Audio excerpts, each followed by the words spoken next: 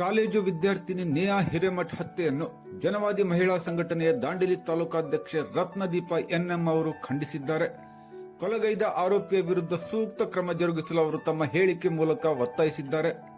ಹುಬ್ಬಳ್ಳಿಯಲ್ಲಿ ಮೊನ್ನೆ ನಡೆದಂತ ನೇಹಾ ಎಂಬ ಯುವತಿಯ ಮೇಲೆ ಕೊಲೆ ಮಾಡಿದಂತ ಪ್ರಕರಣವನ್ನ ಈ ಸಂದರ್ಭದಲ್ಲಿ ಜನವಾದಿ ಮಹಿಳಾ ಸಂಘಟನೆ ತೀವ್ರವಾಗಿ ಖಂಡಿಸುತ್ತದೆ.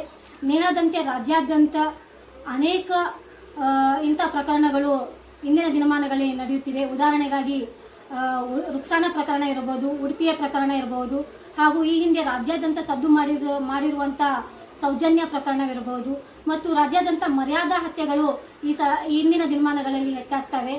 ಇಂತಹ ಸಂದರ್ಭದಲ್ಲಿ ಜನವಾದಿ ಮಹಿಳಾ ಸಂಘಟನೆ ಈ ಹಿಂದಿನಿಂದಲೂ ಹಲವಾರು ಮಹಿಳಾ ಪರ ಹೋರಾಟಗಳನ್ನು ಮಾಡುತ್ತಾ ಬಂದಿವೆ. ಹಾಗೆ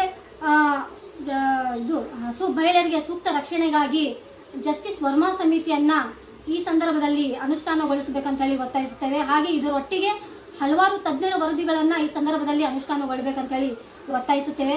ಹಾಗೆ ಇಂಥ ಪ್ರೀತಿ ಪ್ರೇಮ ಪ್ರಕರಣಗಳನ್ನ ಪ್ರಕರಣವಾಗಿಯೇ ನೋಡಬೇಕು ಹೊರತು ರಾಜಕೀಯಕ್ಕಾಗಿ ಕೋಮುವಾದೀಕರಣಗೊಳಿಸುವುದನ್ನು ಎಷ್ಟರ ಮಟ್ಟಿಗೆ ಸರಿ ಅನ್ನೋದನ್ನ ಚರ್ಚೆ ಮಾಡಬೇಕಾಗಿದೆ.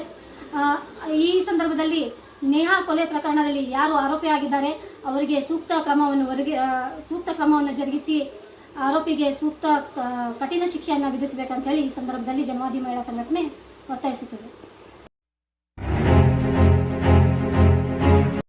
ದಾಂಡೇಲಿ ತಾಲೂಕಿನ ಗೌಟನ್ ಗ್ರಾಮದ ಅಂಬಾಭವಾನಿ ದೇವಸ್ಥಾನದ ಆವರಣದಲ್ಲಿ ಸ್ಕೋಡ್ವೇಸ್ ಸಂಸ್ಥೆ ಮತ್ತು ದೇಸಾಯಿ ಫೌಂಡೇಶನ್ ಇವರ ಸಹಯೋಗದಲ್ಲಿ ಮಕ್ಕಳಿಗೆ ಒಂದು ವಾರದ ಬೇಸಿಗೆ ಶಿಬಿರ ಆಯೋಜಿಸಲಾಗಿದೆ. ಶಿಬಿರದಲ್ಲಿ ಮಕ್ಕಳಿಗೆ ಕರಾಟೆ, ಚಿತ್ರಕಲೆ ಮತ್ತು ಮೌಲ್ಯ ಶಿಕ್ಷಣದ ಕುರಿತು ತರಬೇತಿ ನೀಡಲಾಗುತ್ತಿದೆ. ಶಿಬಿರದಲ್ಲಿ 100ಕ್ಕೂ ಹೆಚ್ಚು ಮಕ್ಕಳು ಪಾಲ್ಗೊಂಡು ತರಬೇತಿ ಪಡೆಯುತ್ತಿದ್ದಾರೆ. ಶಿಬಿರವನ್ನು ಅಂಬಾಭವಾನಿ ದೇವಸ್ಥಾನದ ಸಮಿತಿಯ ಉಪಾಧ್ಯಕ್ಷ ಗಜಾನನ್ ರಾಮು ಸುತಾರ್ ಅವರು ಉದ್ಘಾಟಿಸಿದರು. ಮುಖ್ಯ ಅತಿಥಿಯಾಗಿ ಕರಾಟೆ ತರಬೇತುದಾರ ಯಾಕೂಬ್ ಶೇಖ್ ಭಾಗವಹಿಸಿದ್ದರು. ಮಹಿಳಾ ಸ್ವಾಂತನ ಕೇಂದ್ರದ ಆಪ್ತ ಸಮಾಲೋಚಕಿ ವಸಂತಮ್ಮ ನಾಯ್ಕ್, ಭಾರತಿ ನಾಯ್ಕ್, ಸುಧಾ ಪಿ, ನಟೇಶ್ ಮೊದಲಾದವರು ಇದ್ದರು.